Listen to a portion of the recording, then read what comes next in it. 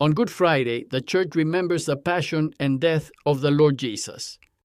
And in order to commemorate it, today the Church does not celebrate the Eucharist. It will only be celebrated on Saturday night, which for the Jewish world at that time is already Sunday. At dusk on Holy Thursday, the Church commemorated the Passover meal that Jesus celebrated. And according to John, it seems that Jesus brought forward the celebration of Passover by one day, because he tells us that that year, Passover fell on a Saturday, and the Saturday begins at dusk on our Friday. Therefore, Jesus celebrated the Passover meal at dusk on our Thursday, which was the beginning of the Jewish Friday. But although today, on the Friday, the Church does not celebrate the Eucharist, it does have a special celebration, which usually takes place in the middle of the afternoon, so that it coincides more or less with the time when the Lord died. This celebration is made up of three parts. First of all, the Word is celebrated, and for that the entire Passion, according to St. John, is read. Then comes the adoration or worship of the cross, in which the faithful are invited to approach the cross to worship it, because it was through his death on the cross that Jesus opened up the possibility of living forever. And then, the third part is the communion with hosts that were consecrated in the Eucharist of Holy Thursday. Today, then, the Church invites us to reflect on the Passion according to St. John. But, as it is a rather lengthy text, and it will not be possible for me to reflect on it in detail, I suggest you dedicate some quality time to reading it, slowly and calmly. And if necessary, read it several times. And while doing so, try to participate in the scene, as if you were present, seeing the various characters of the Passion, their faces, their gestures, their emotions, listening to what they are saying, and reflecting on their words, and paying attention to what they are doing and reflecting on their actions. And as you read, ask yourselves, if this is what Jesus has done for me, what have I done, what do I do, and what should I do for him?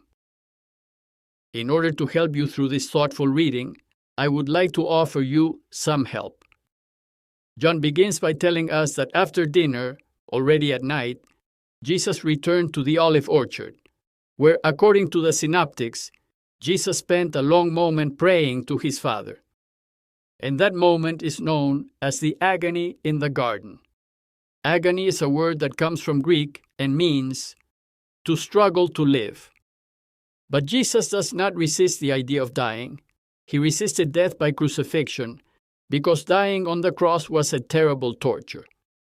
This scene in the orchard shows us all of Jesus' humanity, his anguish, and his fear. But it also demonstrates his total commitment to do only what his Father wanted, at any price. Then John tells us that a detachment of Roman soldiers arrived, along with some temple guards, in order to arrest Jesus. When they said they were looking for Jesus of Nazareth, he said, "I am he." If you remember, I am is the name of God. So, upon hearing I am, those who had gone to look for him retreated and fell to the ground. Peter reacted violently to Jesus' imminent arrest, and with his sword he cut off the ear of the high priest's servant. But to his surprise, Jesus stopped him and said, "Put your sword into its scabbard, because life is not won with violence or arrogance or the use of force or power. It can only be earned through service and forgiveness."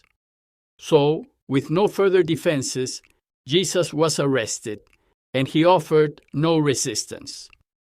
Then John goes on to describe the two trials to which the Lord was subjected. The first was a religious trial before the Jewish authorities.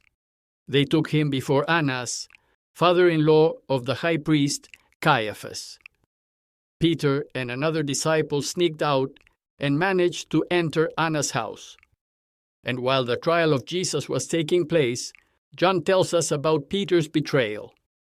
His close friend was so terrified that they would do the same to him that he disowned Jesus 3 times, which was a huge disappointment for the newly formed church. Annas, after questioning Jesus and having him beaten, sent him to his son-in-law, Caiaphas. The other Gospels tell us that at the trial before the Jews, Jesus was condemned for blasphemy, for claiming to be the Son of God, and the penalty for blasphemy was death. But the Romans did not allow the Jews to condemn anyone to death. The only ones with the authority to condemn people to death were the Romans. So throughout the night, Jesus was tortured, and at dawn he was brought before the Roman governor Pilate, and so began the second trial, the political trial.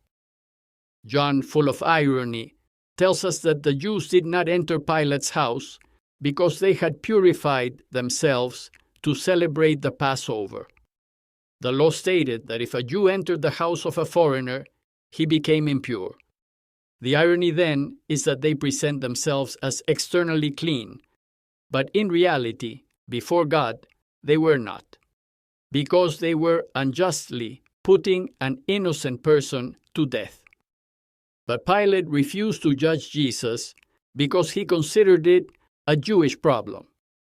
So since the Jews had failed to get Pilate to condemn Jesus to death for blasphemy, they accused him of making himself king of the Jews. This was a problem for Pilate, as he could not allow uprisings in the territory under his command. And because if Jesus was indeed claiming to be king, then he was a threat. Then comes a long dialogue between Jesus and Pilate about whether or not he was the king of the Jews. For Pilate, Jesus was out of his mind.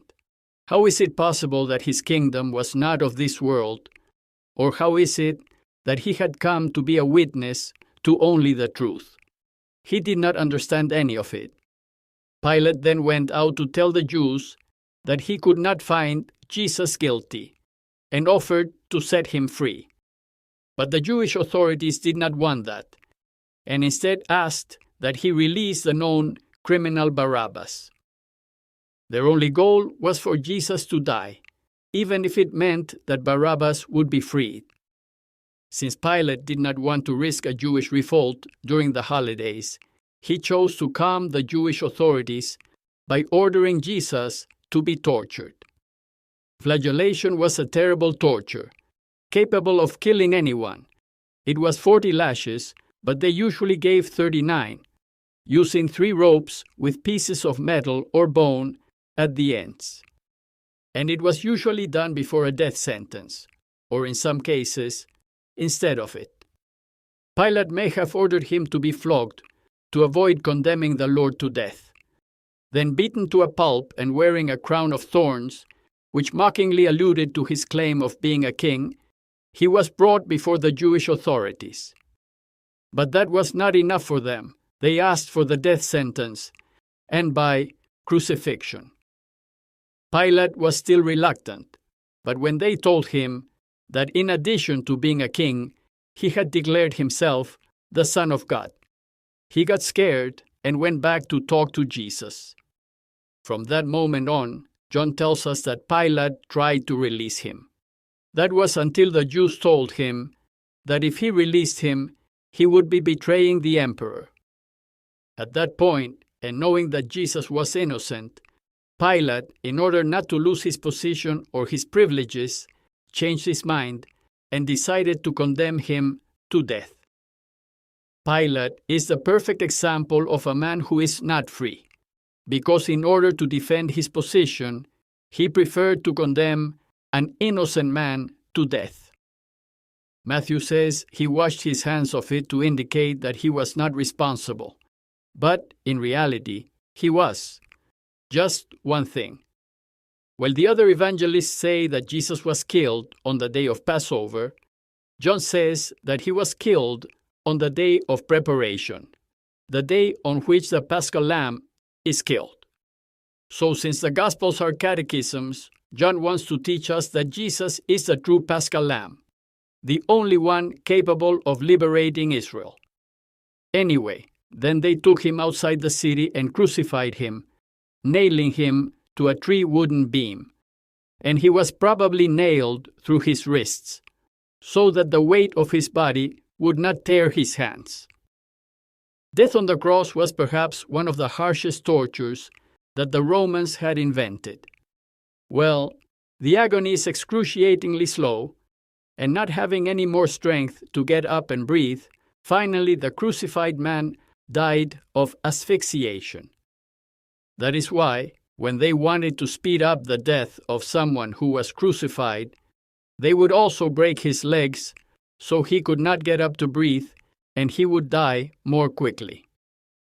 In spite of protests from the Jewish authorities, Pilate ordered the reason for his condemnation to be hung above the cross. Jesus the Nazarene, the King of the Jews, because it was they who killed him for claiming to be their king. The crucified spent hours hanging. Testimonies tell us that Jesus was hanging there for between 3 and 6 hours, perhaps because the torture and the whipping had weakened him greatly. According to John, there were 2 groups of people next to the cross: the Roman soldiers who were going to divide up the only thing left to Jesus, his clothes, and a group of women, among them his mother Mary, together with the disciple whom Jesus loved, whom tradition supposes to be John, and who is also supposed to still have been a child. The men were not allowed to come close. Besides, they were scared to death. And while on the cross, Jesus entrusted his beloved disciple with the care of his mother. And from that moment, Mary became our mother. And when his strength was waning, he asked for a drink, and the soldiers gave him vinegar. When Jesus tried it, he gave himself up to the Father, saying, "It is finished," and he died. Since according to John, Passover began at dusk, and it also coincided with a Saturday, and on Saturday one could not work, the Jews did not want to have them crucified on Passover, and they asked that their deaths be hastened and their legs broken. But since Jesus had already died, they did not need to break his legs. However, the text says that a soldier pierced his side with his spear. Joseph of Arimathea, a wealthy man and one of Jesus' followers, asked Pilate to allow him to bury Jesus before the beginning of the Sabbath.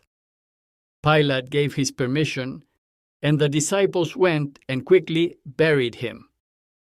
That Saturday must have been a very painful day for the community of disciples, who, dejected and unable to go out, cried and lamented the death of their Lord. Society of Jesus, Jesuits, Peru.